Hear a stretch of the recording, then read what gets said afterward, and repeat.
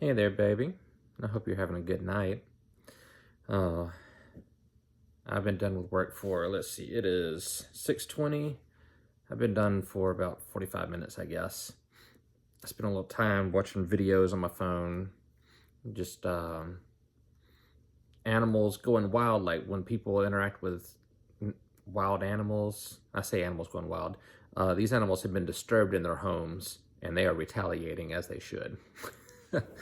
um, and then, of course, a few Dragon Ball Z clips, which were great. Anyway, I figured I'd read a little bit, but I'm going to start backwards because I've been reading and then we do the little card, the get to know you card. This is the stack we've gone through over, since we started.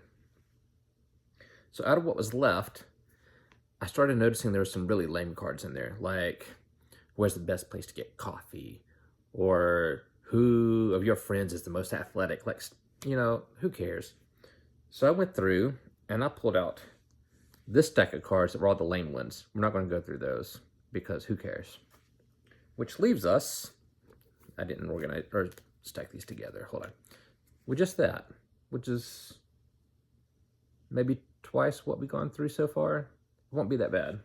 So we're just going to go through the ones that are semi-interesting, and then we'll move on to the, what is it, the deep questions.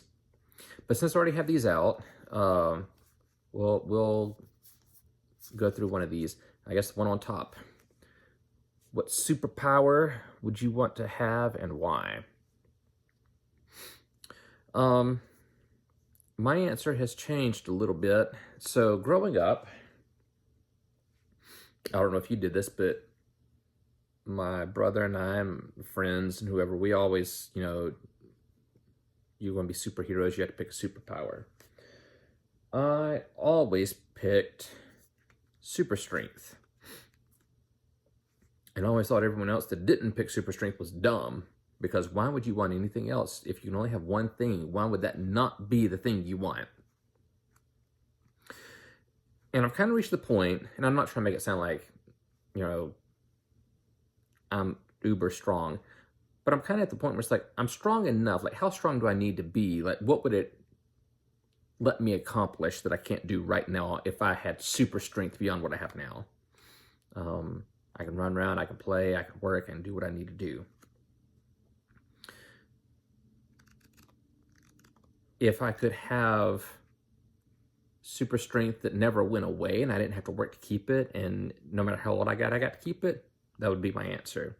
But if it was, I'll get old and weak again, I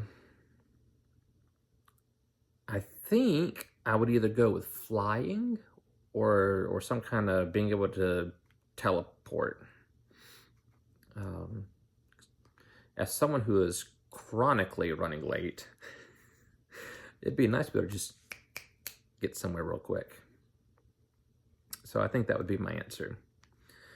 And you can let me know what kind of superpower you'd want to have. Okay, let's read a little bit. I think we're on, what is it, chapter 9 now? And apparently this book is divided up into books. We got book 2 coming up.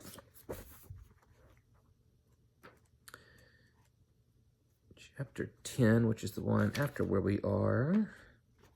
Oh, this is going to be a longer chapter. We've been reading a lot of 4 to 7 page chapters. This one's, let's see, we're on page 46 and going to page 61.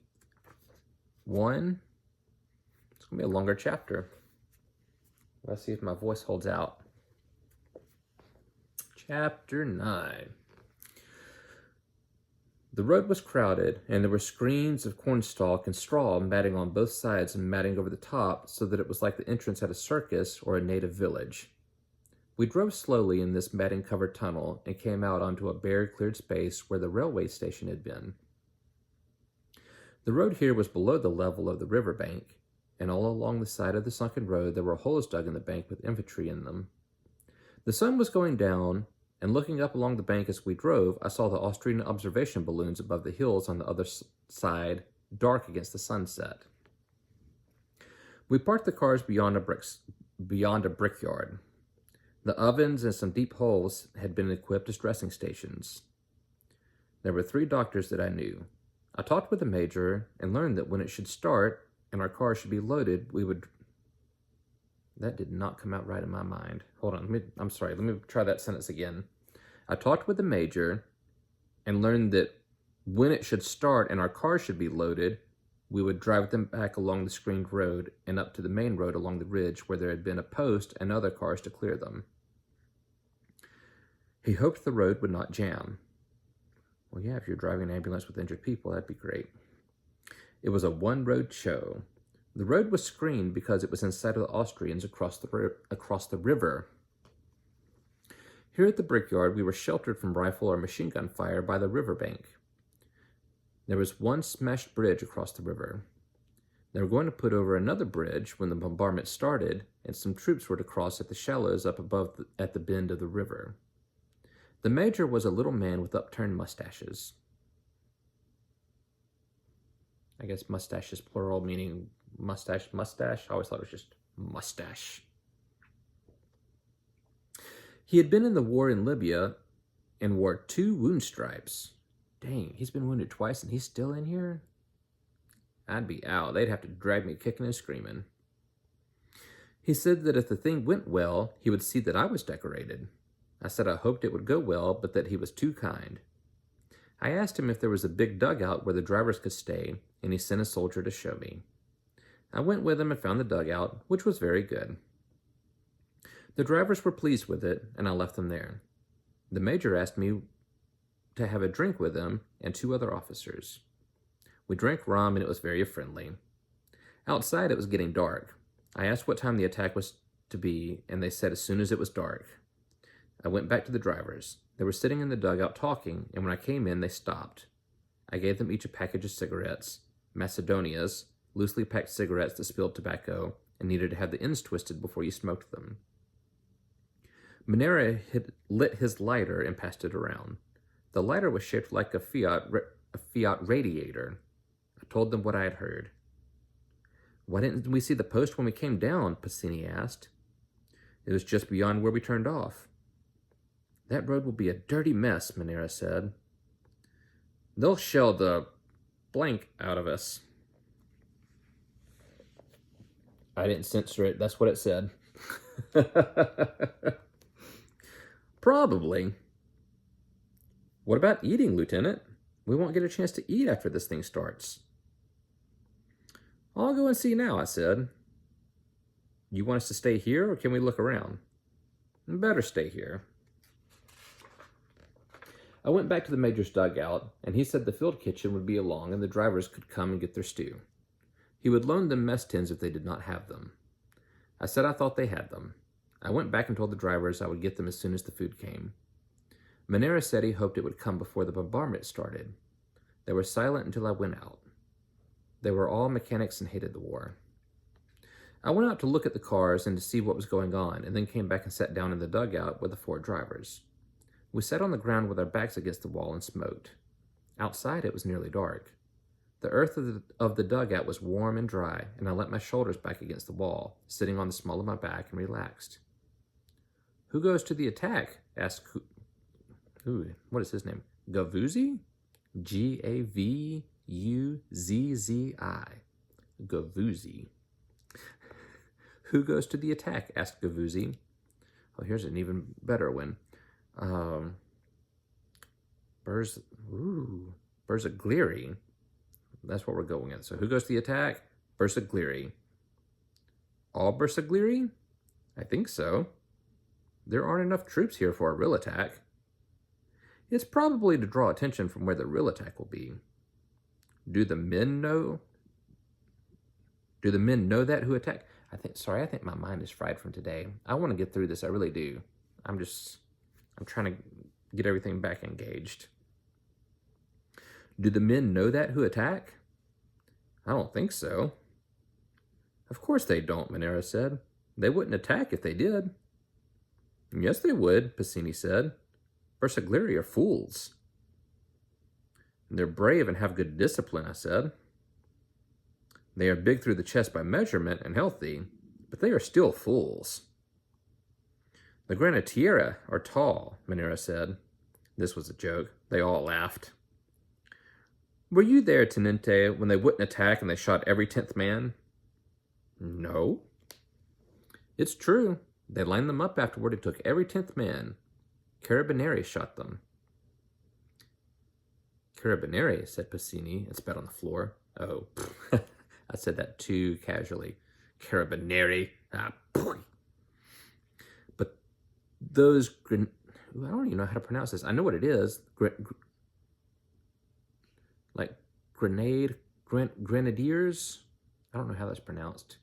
Grenadiers? All over 6 feet. They wouldn't attack. If everybody would not attack, the war would be over, Manera said. It wasn't that way with the Granatieri. They were afraid. The officers all came from such good families. Some of the officers went alone. A sergeant shot 2 officers who would not get out. Some troops went out. Those that went out were not lined up when they took the 10th men. One of those shot by the Carabinieri is from my town, Pacini said. He was a big, smart, tall boy to be in the Granatieri. Always in Rome. Always with the girls. Always with the Carabinieri. He laughed. Now they have a guard outside his house with a bayonet, and nobody can come to see his mother and father and sisters, and his father loses his civil rights and cannot even vote. They are all without law to protect them. Anybody can take their property. Oh my goodness. If it wasn't that,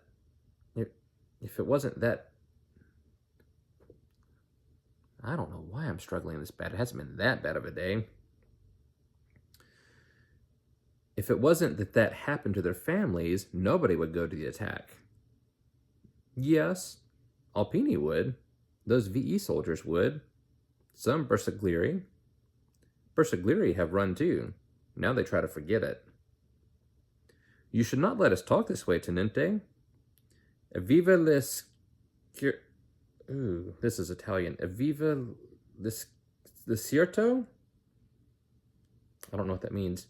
Pacini said that sarcastically, whatever it meant.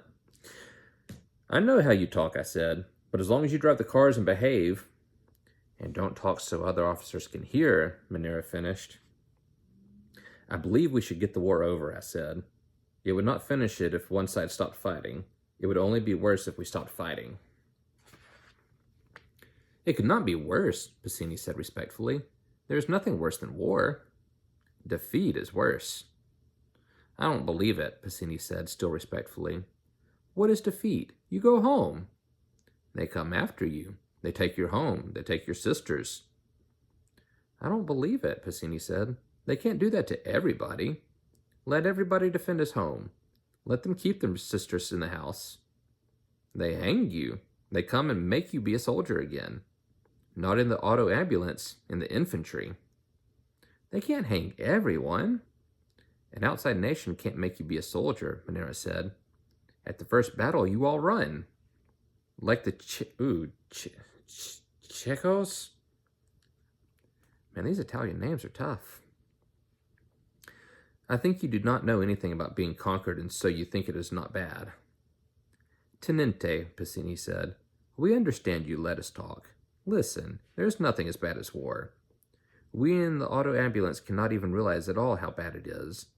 When people realize how bad it is, they cannot do anything to stop it because they go crazy. There are some people who never realize. There are people who are afraid of their officers. It is with them the war is made. I know it is bad, but we must finish it. It doesn't finish. There is no finish to war. Yes, there is. Pacini shook his head. War is not won by victory. What if we take San Gabriel? What if we take the Carso and Monfalcone and Trieste?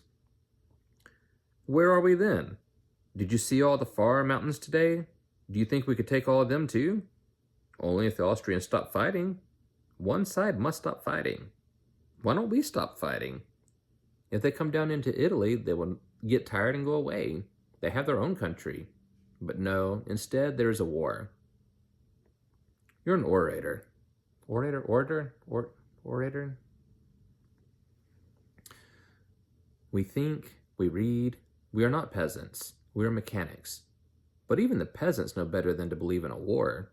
Everybody hates this war. There is a class that controls a country that is stupid and does not realize anything and never can. That is why we have this war. Also, they make money out of it. Most of them don't, said Pacini. They are too stupid. They do it for nothing, for stupidity. We must shut up, said Monera. We talk too much, even for the tenente. He likes it, said Pacini. We will convert him. But now we will shut up, Monera said. Do we eat yet, tenente? Gavuzzi asked. I'll go and see, I said. Gordini stood up and went outside with me. Is there anything I can do, tenente? Can I help in any way? He was the quietest one of the four. Come with me if you want, I said, and we'll see. It was dark outside, and the long light from the searchlights was moving over the mountains. There were big searchlights on that front mounted on, I don't know what a camion is. They front mounted on camions that you pass sometimes on the roads at night, close behind the lines. The camion stopped a little off the road, an officer directing the light, and the crew scared. We crossed the brickyard and stopped at the main dressing station. There was a little shelter of green branches outside over the entrance, and in the dark the night wind rustled the leaves dried by the sun. Inside there was a light. The major was at the telephone sitting on a box. One of the medical captains said the attack had been put forward an hour. Forward, that means it starts, right? And it started getting dark, so wouldn't that mean it's already started? Am I thinking about this backwards? Oh well. One of the medical captains said the attack had been put forward an hour. He offered me a glass of cognac. I looked at the board tables, the instruments shining in the light, the basins and the stopper bottles. Gordini stood behind me. The major got up from the telephone. It starts now, he said. It's been put back again. I looked outside. It was dark and the Austrian searchlights were moving on the mountains behind us. It was quiet for a moment still. Then from all the guns behind us, the bombardment started. Savoia? Said the major. I don't know what that means. Okay. About the soup, Major, I said. He didn't hear me. I repeated it. It hasn't come up. A big shell came in and burst outside in the brickyard. Another burst, and in the noise you could hear the smaller noise of the brick and dirt raining down. What is there to eat? We have a little pasta, I don't know how to say this word. I bet you do. Escuda? Pasta something. Pasta escuda, whatever. I'll take what you can give me. The major spoke to an orderly who went out of sight in the back and came back with a metal basin of cold cooked macaroni. I handed it to Gordini. You got any cheese? The major spoke grudgingly to the orderly, who ducked back into the hole again and came out with a quarter of white cheese. Thank you very much, I said. You better not go out. Outside, something was set down beside the entrance. One of the two men who had carried it looked in. Bring him in, said the major. What's the matter with you? Do you want us to come outside and get him? The two stretcher bearers picked up the man under the arms and by the legs and brought him in. Slit the tunic, the major said. He held a forceps with some gauze in the end. The two captains took off their coats. Get out of here, the major said to the two stretcher bearers. Come on, I said to Gordini. You'd better wait until the shelling is over, the major said over his shoulder. They want to eat, I said. As you wish. Outside, we ran across the brickyard. A shell burst short near the riverbank. Then there was one that we did not hear coming until the sudden rush. We both went flat, and with a flash and bump of the burst and the smell, heard the singeing off, I don't know, of the fragments and the rattle of falling brick. Gordini got up and ran for the dugout. I was after him, holding the cheese, its smooth surface covered with brick dust. Ugh. Inside the dugout were the three drivers sitting against the wall, smoking. Here, you patriots, I said. How are the cars? Monera asked. All right. Did they scare you, Tenente? You're damned right, I said.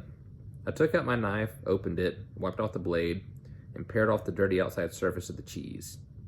Gavuzzi handed me the basin of macaroni. "Start in to eat, Tenente." "No," I said. "Put it on the floor. We'll all eat. There are no forks." "What the hell?" I said in English. I cut the cheese into pieces and laid them on the macaroni. "Sit down to it," I said. They sat down and waited. I put thumb and fingers into the macaroni and lifted. A mass loosened. "Lift it high, Tenente." I lifted it to arm's length and the strands cleared. I lowered it into the mouth, sucked and snapped in the ends, and chewed, then took a bite of cheese, chewed, and then drank of the wine. It tasted of rusty metal. I handed the canteen back to Piscini. "It's rotten," he said. "It's been in there too long. I had it in the car." They were all eating, holding their chins close over the basin, tipping their heads back, sucking in the ends. I took another mouthful and some cheese and a rinse of wine. Something landed outside that shook the earth. 420 or Minenwerfer, Gavuzzi said. "There aren't any 420s in the mountains," I said. "They have big Skoda guns. I've seen the holes." 305s. We went on eating. There was a cough, a noise like a railway engine starting, and then an explosion that shook the earth again. "This isn't a deep dugout," Piscini said. "That was a big trench mortar." "Yes, sir." I ate at the end of my piece of cheese and took a swallow of wine. Through the other noise, I heard a cough. Then came the cha-cha-cha-cha. I guess that's like the railway engine sound. Then there was a flash, as when a blast furnace door swung open, and a roar that started white and went red and on in a rushing wind. I tried to breathe, but my breath would not come, and I felt myself rush bodily out of myself and out and out and out, and all the time bodily into the wind. I went out swiftly, all of myself, and I knew I was dead, and that it had all been a mistake to think you just died. Then I floated, and instead of going on, I felt myself slide back. I breathed, and I was back. The ground was torn up, and in front of my head there was a splintered beam of wood. In the jolt of my head, I heard somebody crying. I thought somebody was screaming. I tried to move, but I couldn't move. I heard the machine guns and rifles firing across the river and all along the river. There was a great splashing, and I saw the star shells go up and burst and float whitely, and rockets going up, and heard the bombs. All this in a moment, and then I heard close to me someone saying, "Mamma mia, oh mamma mia." I pulled and twisted and got my legs loose finally, and turned around and touched him. It was Piscini, and when I touched him, he screamed. His legs were toward me, and I saw in the dark and the light that they were both smashed above the knee. One leg was gone, and the other was held by tendons and part of the trouser, and the stump twitched and jerked as though it were not connected. He bit his arm and moaned, "Oh, mamma mia, mamma mia." Then, "Dio te salve, Maria, Dio te salve, Maria. Oh, Jesus, shoot me, Christ, shoot me, mamma mia, mamma mia. Oh, purest, lovely Mary, shoot me. Stop it, stop it, stop it. Oh, Jesus, lovely Maria, stop it. Oh, oh, oh," then choking, "Mamma mia." Then he was quiet, biting his arm, the stump of his leg twitching. That was a lot. "Porta feriti," I shouted, holding my hands cupped. "Porta feriti." I hope you know I'm guessing at these words. I tried to get closer to Piscini to try to put a tourniquet on the legs, but I couldn't move. I tried again, and my legs moved a little. I could pull backward along with my arms and elbows. Piscini was quiet now. I sat beside him, undid my tunic, and tried to rip the tail of my shirt. It wouldn't rip, and I bit the edge of the cloth to start it. Then I thought of his pooties? I don't know. I had on wool stockings, but Piscini wore pooties. All the drivers wore pooties, but Piscini had only one leg. I unwound the pootie, and while I was doing it, I saw there was no need to try to make a tourniquet because he was dead already. I made sure he was dead. There were 3 others to locate. I sat up straight, and as I did so, something inside my head moved like the weights on a doll's eye, and it hit me inside in the back of my eyeballs. My legs felt warm and wet, and my shoes were wet and warm inside. I knew that I was hit, and leaned over and put my hand on my knee. My knee wasn't there.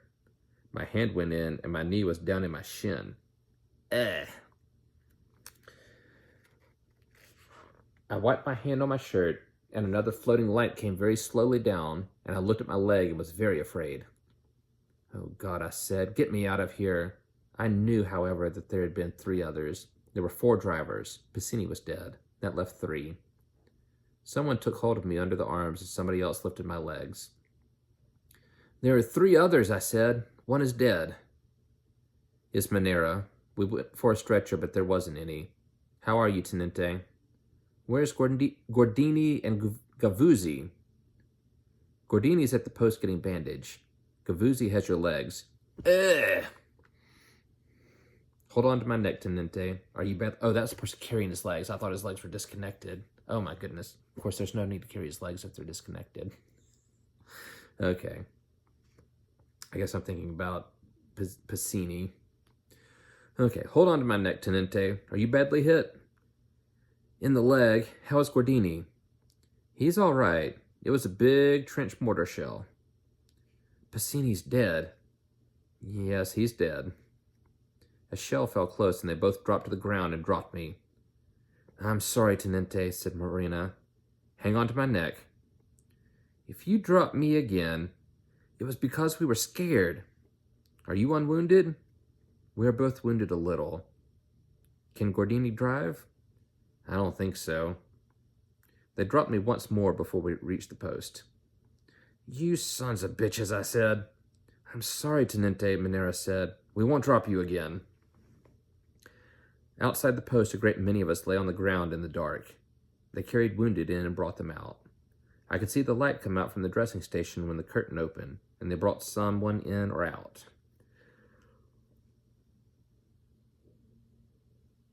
Oh, excuse me. The dead were off to one side. The doctors were working with their sleeves up to their shoulders and were red as butchers. There were not enough stretchers. Some of the wounded were noisy, but most were quiet. The wind blew the leaves in the... I don't know that word. In the bower? Bower? B-O-W-E-R? You might know that one. That's a new word for me. The wind blew the leaves in the bower over the door of the dressing station, and the night was getting cold. Stretcher bearers came in all the time, putting the stretchers down, unloading them, and went away. As soon as I got to the dressing station, Manera brought a medical sergeant out, and he put bandages on both my legs. He said there was so much dirt blown into the wound that there had not been much hemorrhage. They would take me as soon as possible. He went back inside. Gordini could not drive, Manera said. His shoulder was smashed and his head was hurt. He had not felt bad, but now the shoulder had stiffened. He was sitting up beside one of the brick walls. Manera and Gavuzzi each went off with a load of wounded. They could drive all right. The British had come with 3 ambulances, and they had 2 men on each ambulance. One of their drivers came over to me, brought by Gordini, who looked very white and sick. The Britisher leaned over. "Are you hit badly?" he asked. He was a tall man and wore steel-rimmed spectacles. "In the legs. It's not serious, I hope. Will you have a cigarette?" "Thanks." "They tell me you've lost 2 drivers." "Yes, 1 killed and the fellow that brought you." "What rotten luck. Would you like us to take the cars?"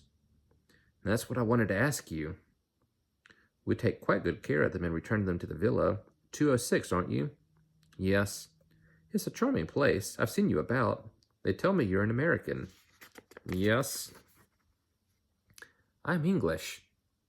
"No." "Yes, English. Did you think I was Italian?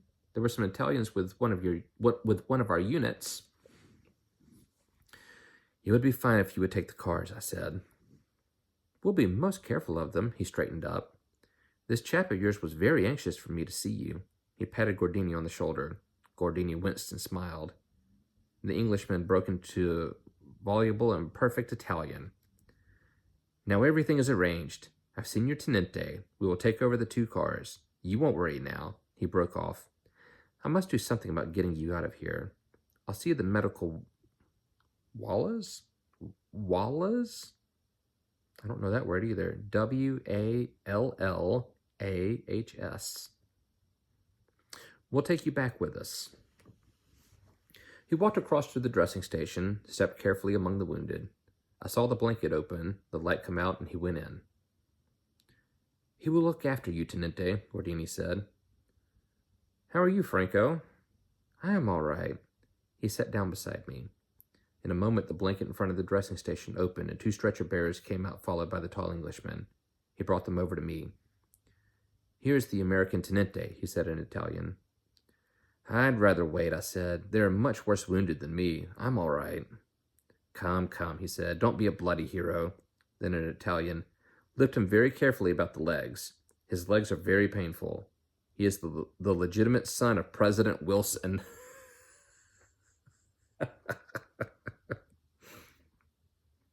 They picked me up and took me into the dressing room. Inside, they were operating on all the tables. The little major looked at us furious. He recognized me and waved a forceps. Ça va bien? Ça va.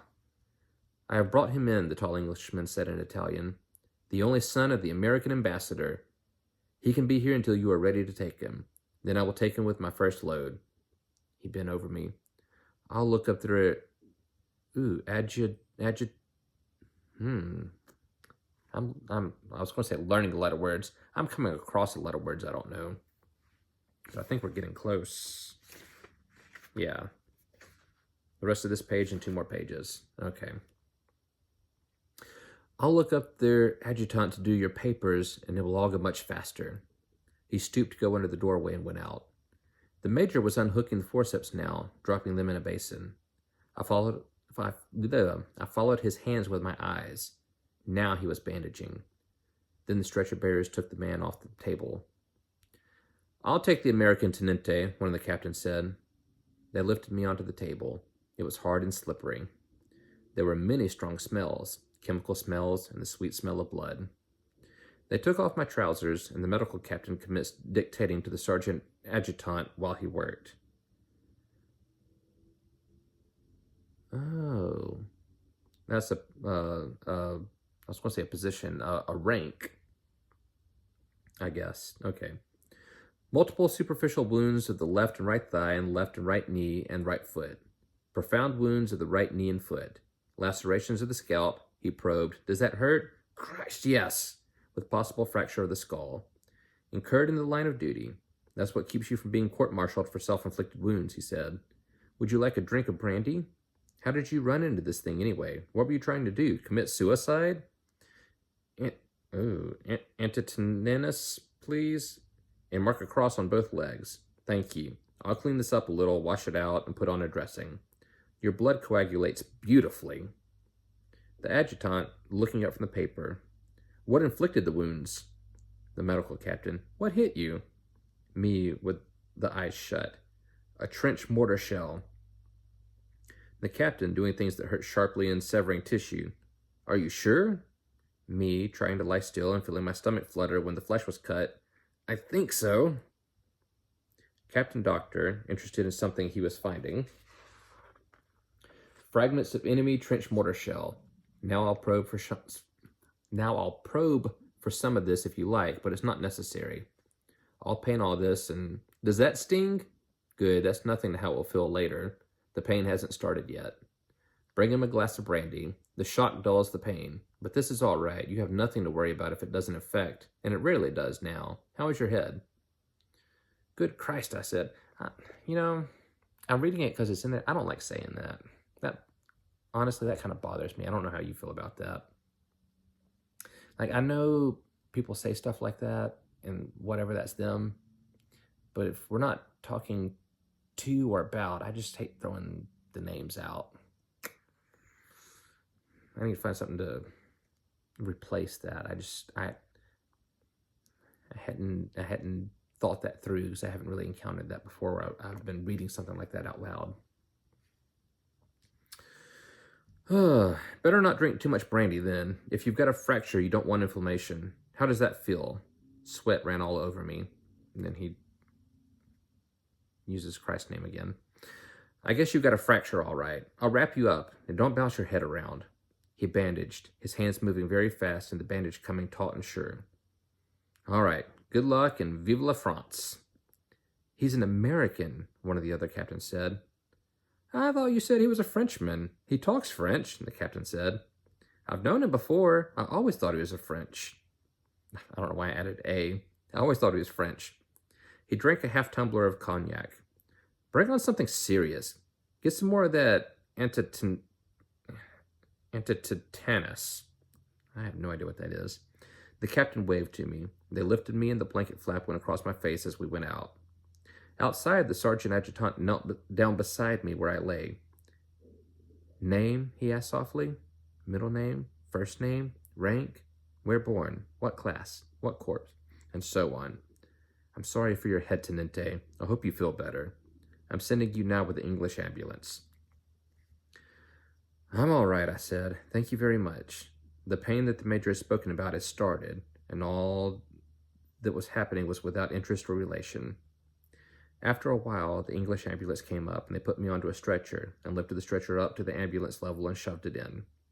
There was another stretcher by the side with a man on it whose nose I could see, waxy looking out of the bandages.